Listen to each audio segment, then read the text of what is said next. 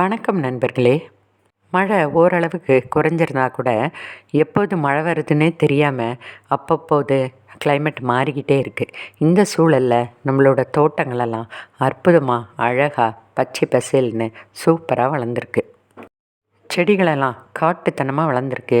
செடிகள் மட்டும் இல்லை, கூடவே வேண்டாத களை செடியும் வந்திருக்கு. அது களைச்செடின்னு நம்ம சொல்ல முடியாது, நிறைய மூலிகை வகைகள் கூடயே வளர்ந்துருக்கு. நம்ம மூலிகையெல்லாம் சேகரித்து அதை நம்ம ஸ்டோர் பண்ணுறவங்களா இருந்தால் this is the best time நமக்கு. ஏன்னா தோட்டத்தில் அவ்வளவு மூலிகையான கீரைகள் கிடச்சிருக்கு நமக்கு. மழையோ வெயிலோ குளிரோ செடிகள் அவ்வப்போது தன்னோட வேலையை அழகாக செய்து, இந்த ரெட் டைகர் லில்லி பார்த்திங்கன்னா ஆல்ரெடி ஒரு தடவை பூத்து முடிஞ்சிருச்சு. இப்போ பார்த்திங்கன்னா எதிர்பார்க்காத நேரத்தில் அழகாக ஒவ்வொரு பூவாக விரிந்து இன்றைக்கி 4 பூவோட சூப்பராக இருக்குது.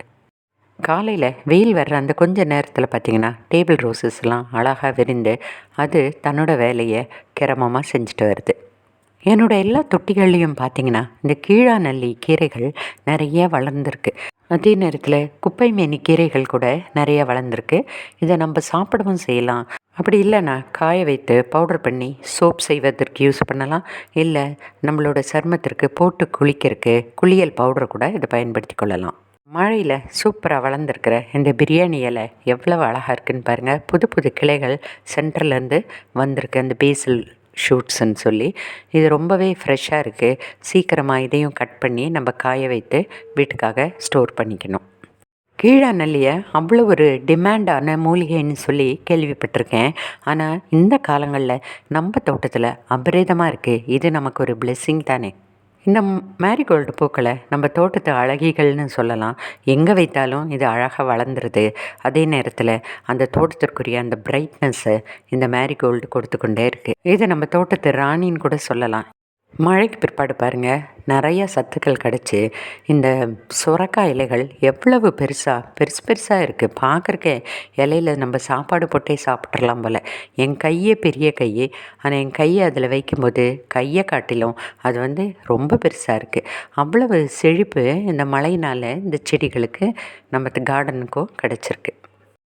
நான் இதுக்கு காரணம் என்னன்னு சொல்கிறதுனா, ஆட்டு உரமும் மாட்டு உரமும் நம்ம போடும்போது மழை காலத்தில் அது சீக்கிரமாக மக்குது. அதனால் செடிகள் இப்படி ஒரு அபரித வளர்ச்சியே பெறுது. எனக்கு ரொம்ப ஃபேவரேட்டான பீர்க்கங்காய் எப்பொழுதுமே என் தோட்டத்தில் இருக்கும்.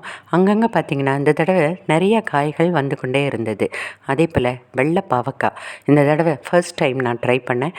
நல்ல மீடியம் சைஸில் 3 பாவக்காய் எனக்கு கிடைத்தது. கொடிகளும் இன்னும் ஃப்ரெஷ்ஷாக ஓடிக்கொண்டே இருக்குது. இப்போ இந்த வாரத்தில் எனக்கு கிடைச்ச சில அறுவடைகள் தான் இது. அது கொஞ்சமாக இருந்தால் கூட என்னோடய ஃபேமிலிக்கு இது போதுமானதாக இருந்தது. அதோட சுவையும் அலாதி. கொத்தவரங்காய் சைடு திரும்பி கூட பார்க்காத கொத்தவரங்காய் நம்ம தோட்டத்தில் விதைத்த பிறகு அதிலிருந்து காய் பறிப்பது ரொம்ப ஒரு அலாதியான சுகம்தான். ஏன்னா அதில் நிறையா காய்களும் வந்துட்டுருக்கு. எப்போவோ விதைச்ச கொத்தவரங்காய் மழையில் நல்லா முளைத்து காய்களும் வருது. தினம் தினம் ஒரு கைப்பிடி காய் தான் வருது.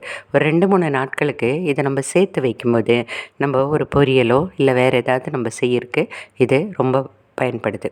இதை சாப்பிடாத நம்ம பிள்ளைகள் கூட இந்த காய்களெல்லாம் சாப்பிட்டு பழகிறாங்க. எவ்வளவு நல்லது பாருங்கள். குட்டியாக வச்ச அவுரி செடி இவ்வளோ பெருசு மழையில் வந்துருச்சு. ரொம்ப குஷி தான். அதே நேரத்தில் என்னோடய கார்ன், அதாவது ஸ்வீட் கார்ன் தான் வச்சுருந்தேன். நல்ல பெருசாக வந்துருச்சு. காயும் பார்த்திங்கன்னா நல்ல முத்தின மாதிரி இருந்தது. எனக்கு இது கரெக்டான ஸ்டேஜ் தெரியலை. அதனால் ஒரு காயை நான் அது பறிச்சுட்டு பார்த்திங்கன்னா ஆனால் அது சரியாக முத்தலை. கொஞ்சம் கவலையாக இருந்தால் கூட இது கூட நமக்கு ஒரு எக்ஸ்பீரியன்ஸ் தானே. ஆனால் அதுக்குள்ளே இருக்கிற அந்த முத்துக்கள் அடுக்கடுக்காக இடம் இல்லாமல் நல்லா அழகாக இருந்தது. அடுத்தது நம்ம மலபார் பசலைக்கு மழை வந்தாலே எப்பொழுதும் ஒரு குஷி தான். இப்போ பார்த்திங்கன்னா இவ்வளோ லாங் ஸ்டெம்மும் வந்துருச்சு. இதில் நிறைய பூக்கள் விட்டுருக்கு. இந்த பூக்கள் பழமாக மாறி அது விதையாக நமக்கு கிடைக்கும்போது நிறைய செடிகளையும் நம்மளால் உருவாக்க முடியும். ஈவன் 2-3 இடத்துல குச்சா உடைத்து வைத்ததெல்லாம் இப்போ வளர்ந்துருச்சு. தூதுவளை பார்த்திங்கன்னா பூவை விட்டுருச்சு. பூவிலேருந்து அடுத்தது காய் வரும். நம்ம அந்த விதைகளை ஸ்டோர் பண்ணி வைத்துக்கலாம். அதே போல் எப்பொழுது போட்டேன்னே எனக்கு ஞாபகமே இல்லை.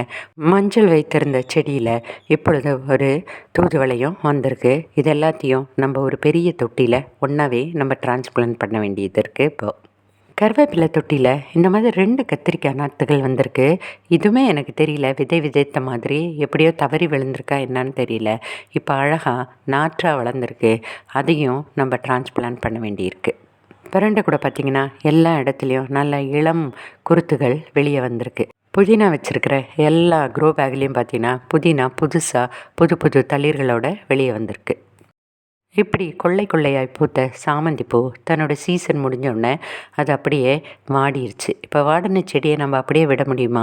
அதனால் இந்த வாடின பூக்கள் எல்லாத்தையும் ட்ரிம் பண்ணி எடுத்துகிட்டு இப்போ அந்த செடியை வைத்து அதில் கொஞ்சம் உரம் போட்டு தண்ணீரும் ஊற்றிருக்கோம். இப்போ புது தளிர்களுக்காக வெயிட் பண்ணியிருக்கோம். இதுவும் இந்த கூலான கிளைமேட்டில் நல்ல தளிர்கள் வரும்னு நம்புகிறோம். இந்த தடவை ஒரு 4 பச்சை மிளகாய் செடி இருந்தது. எக்கச்சக்கமாக காய்ச்சிருச்சு. பச்சை மிளகாய் பறித்து நமக்கு சலிப்பாயிட்டனால இந்த தடவை எல்லா பச்சை மிளகாயும் அப்படியே விட்டுட்டேன். அது எல்லாம் சிகப்பாக மாறட்டும்னு சொல்லி வெயிட் பண்ணிகிட்ருக்கிறேன். அதை ஒரு தடவை ட்ரை பண்ணலாமே. புது ரோஜா செடியில் இந்த காஷ்மீரி ரோஸும் ஒன்று. முதல் காஷ்மீரி ரோஜா பூக்கவும் ஆரம்பிச்சிருச்சு. அத்தனை அழகு. இப்படி தான் மழையும் மாடி தோட்டமும் ரொம்பவே அழகாக இருக்குது. உங்களோட தோட்டம் எப்படி இருக்குன்னு கமெண்ட்டில் எழுதுங்க.